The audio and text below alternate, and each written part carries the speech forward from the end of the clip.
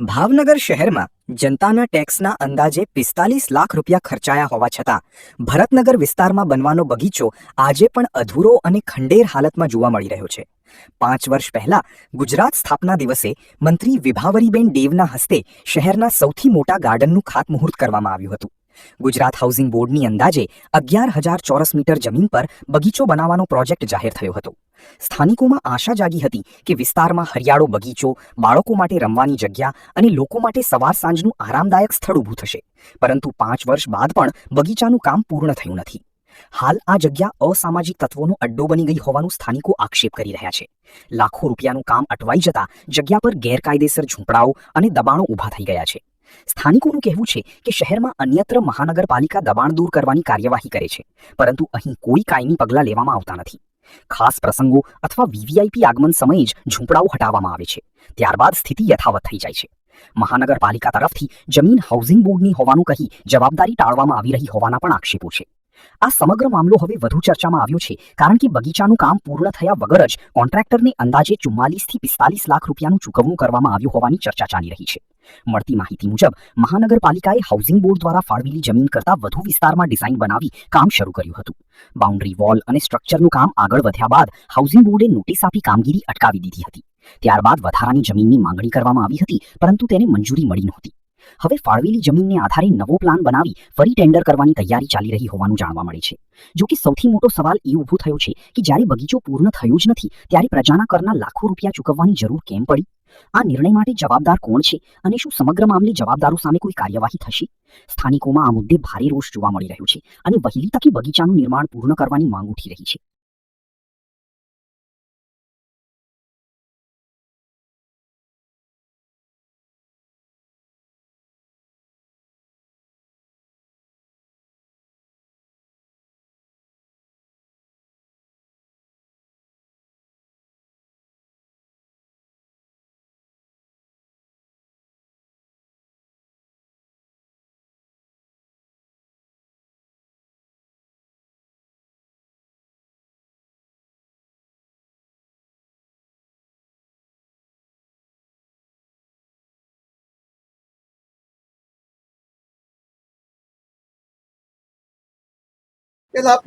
મારું નામ જાનવી દવે છે। અમે અહીંયા શનિજત ફ્લેટમાં રહીએ છીએ। છેલ્લા 5 વર્ષથી અહીંયા બગીચાનું કાર્ય બંધ છે। તેની સાથે સાથે અહીંયા દેવી પૂજકો પણ દબાણ કરીને બેઠા છે। એ લોકોને જરા પણ સેન્સ નથી। તેઓ સવારને સાંજ ને રાત્રે સતત ત્રાસ કરે છે, જાહેરમાં શૌચક્રિયા કરે છે અને સતત ગાળોનો અવાજ આવે છે। તો પોલીસને મારી નમ્ર વિનંતી છે કે અહીંયા જરૂરથી ચેકિંગ કરે અને મહાનગરપાલિકાને મારી વિનંતી છે કે અહીંના દબાણ દૂર કરે। મારું નામ જોશી છાયાબેન રાજલભાઈ છે। હું શનિ જ્યોતમાં રહું છું અને અમારી સામે આ જે બગીચો જે છે છેલ્લા 5 વર્ષથી તેની કામગીરી બંધ છે। તેના હિસાબે અનેક પ્રકારના ન્યુસન્સો ત્યાં વધી રહ્યા છે।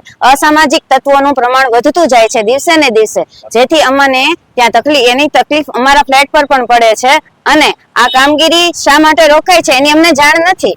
અને જ્યારે નેતાઓ આવે છે ત્યારે ત્યાંથી લોકોને હટાવી દેવામાં આવે છે, પણ જ્યારે નેતાઓ જતા રહે છે ત્યારે પાછા એ કામ કોઈનું શરૂ થઈ જાય છે। તો અમારે સમજવું શું અને અમને ન્યાય આપવા વિનંતી। બોલું ઈલા યોગેશભાઈ ચંદારાણા, સરનામું શનિ જ્યોત ફ્લેટ, ભરતનગર ચોકડી, લાલા બાપા ચોક।